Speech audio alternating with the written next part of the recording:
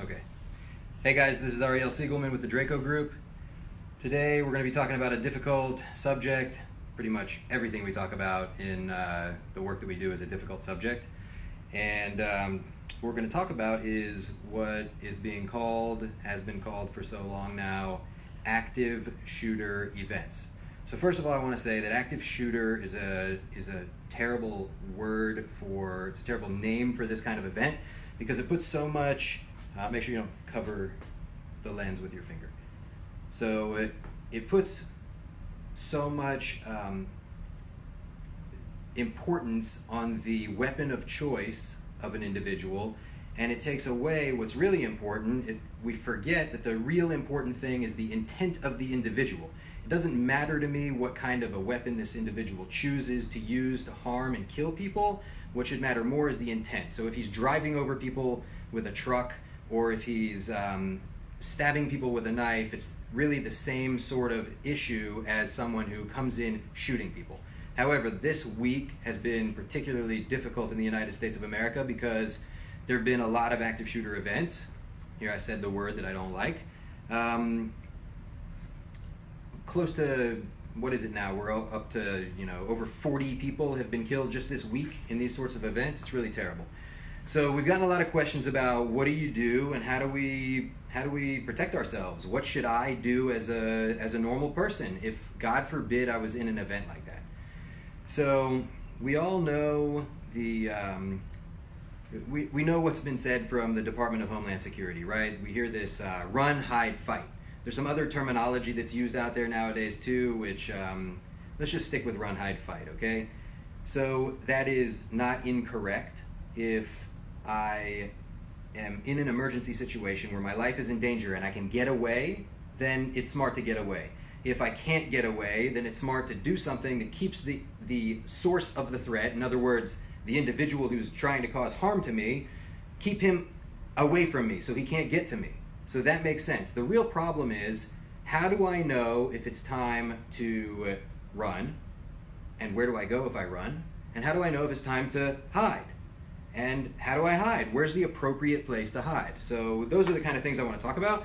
Number one, making that particular decision in do I evacuate or do I shelter, I need to ask myself two important questions. Okay, now these are questions that have to do with any kind of emergency situation. These are questions that you should teach your kids. These are questions you should teach every family member. And it's like this: is it more dangerous in here, or is it more dangerous out there? If it's more dangerous in here, I need to get out there as fast as possible. If it's more dangerous out there, then I need to stay here. Now, in an event where someone is trying to attack and kill you and kill all the people around you, one of the difficulties is still, how do I know? Is it more dangerous in here or out there? I hear gunshots. Oh my God, what do I do? So here's another important little piece of information. If you know where the shooter is, then go in the opposite direction and get away, if you can.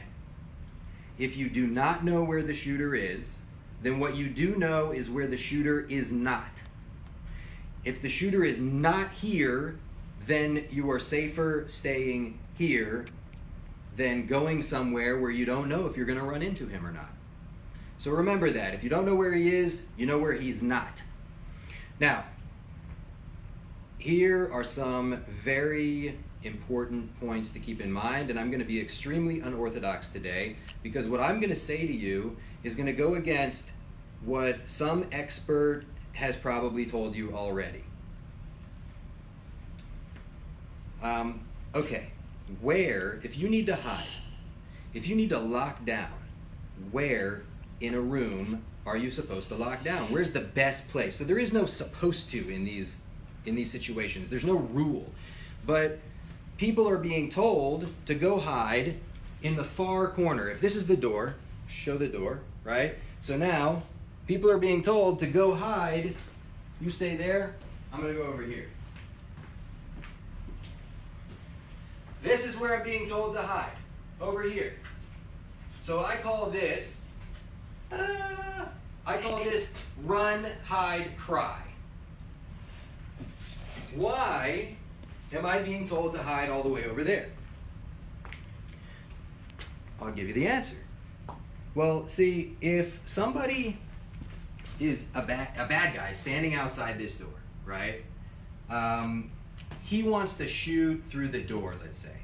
Well, a gun is a tool that fires a hot, hard projectile in a straight direction. That is an important point. It fires in one straight direction. If you are not on the line of fire, you cannot get shot. So, this straight direction is dangerous. You would not want to be anywhere on this straight direction. And also, if he was standing outside here and he angled himself over here, so that becomes also a dangerous direction. All of this is a danger zone. So, good-hearted people who may have some kind of experience in the field, but apparently have not thought this through appropriately, are telling people, yeah, go hide in the far corner because it's not on the line of fire. Now, why do I say that it is the incorrect place to hide? So, let's take a look at our gun. Guys, this is a tool that allows me to cause damage to another individual at a distance. If I am this far away from you, I can cause you the same amount of damage if I can get you on the line of fire as I can at this distance. Same amount of damage. The only difference is that if you are closer to me, you have something that you can do. So, knowing that, if I were to breach this barrier, right, so I'm the bad guy and I'm able to get through this door, and I point to that side of the room, so go ahead, you know what, go ahead and stand right over there, right here behind the tires, right here. Great. Now take a look. If I was able to come through this door and I turn and face you, you being an extra 10 feet away from me does not cause me any less ability to cause you damage. What it does is it makes you unable to do anything to stop me. So I'm not going to sit here and tell you, hey guys, be a ninja and fight and attack somebody and somebody who's armed, take him out.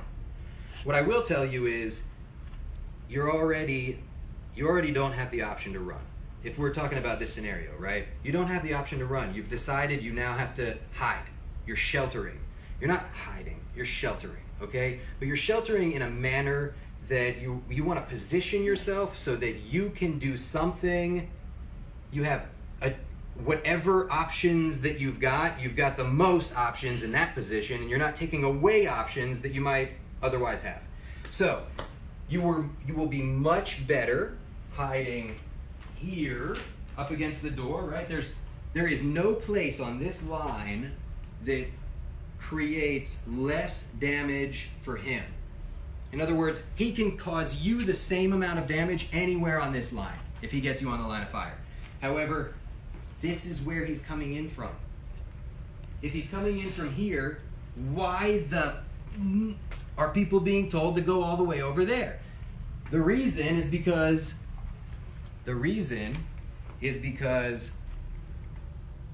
the people who have told us this, please don't put your finger in front of the reason is because it is natural to be afraid during these events. And things that we are afraid of, we naturally want to be far away from. So people are being told now that something that is intuitive but not correct. The intuition says, oh my gosh, the guy's going to be coming in from over there, so I want to be all the way over here because I'm so afraid of him. Yet my intuitive response, my intuitive reaction is an incorrect reaction. I need to, here, come over here. I need to be right up next to the door. So go on the other side so you can see where I'm going to hide.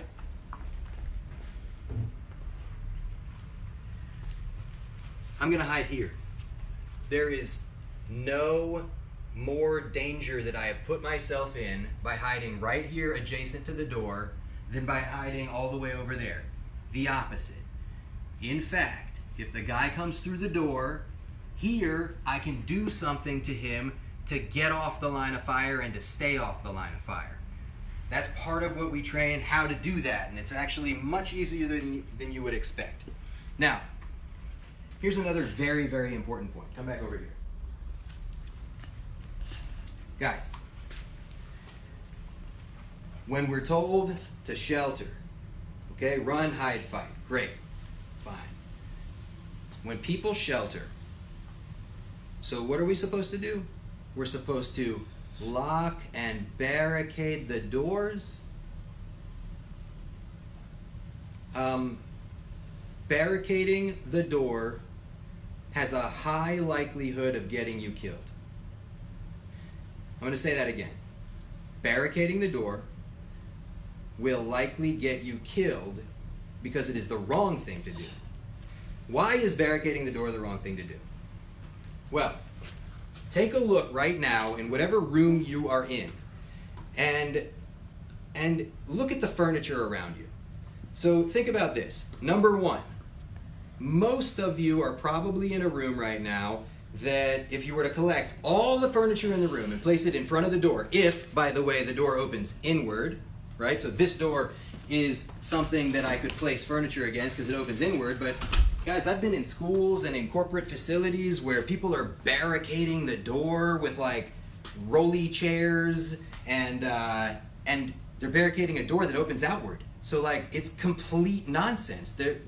We are smart people, but let's utilize our intelligence also when there's an emergency situation. That's probably the most important time to use your intelligence. Okay, so rolly carts are definitely not going to work. If the door opens outward, it's definitely not going to work. Now let's consider this. Even if I have all this heavy furniture around and I can place, bunches and bunches, hundreds and hundreds, maybe thousands of pounds of furniture in front of the door, how long is that going to take me? And in order to do that, don't I have to get here in the line of fire? I'm like pushing stuff, what, for 30 seconds, a minute, 2 minutes? I'm going to be pushing stuff up against the door and spending all this time in front of the line of fire? That's crazy. Now here's the other part of that. What did we say that guns are made for?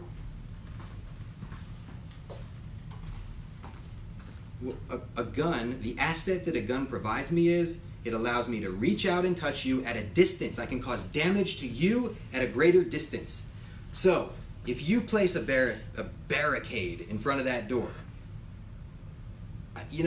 maybe somewhere somebody can get some sort of great items that really is going to work and it's really going to be fast.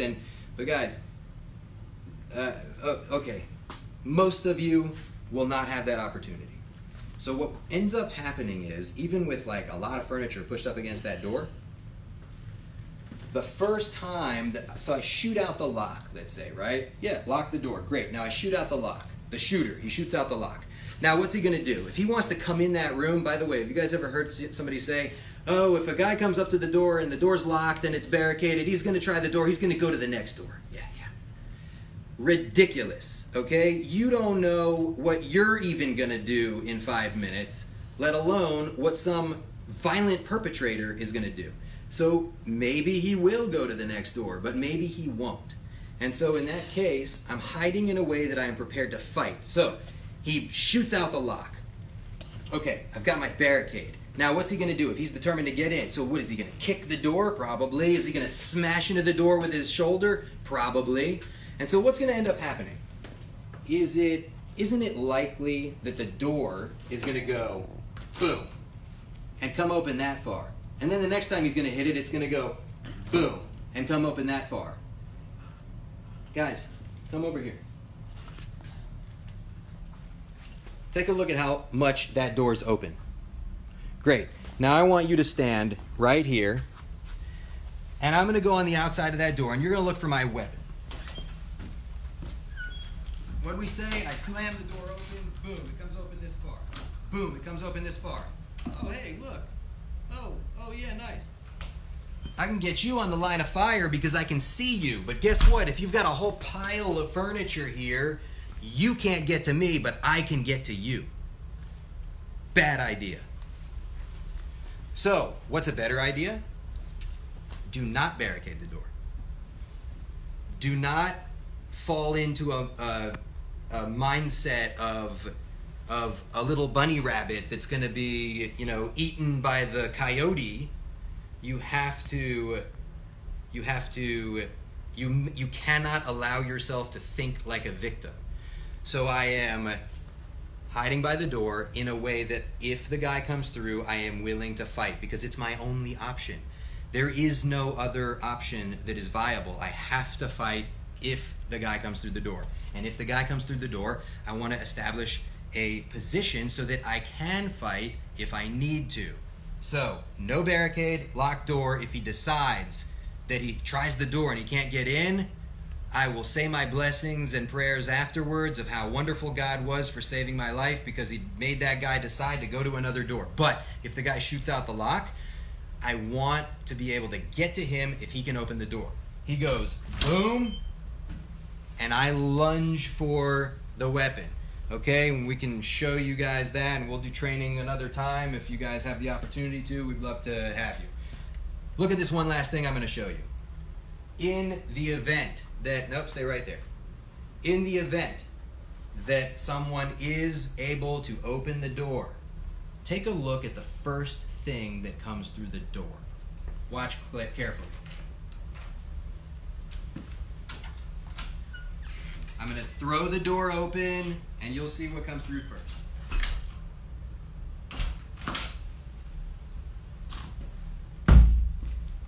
Did you see that? Do I need to do it again? Let's do it one more time.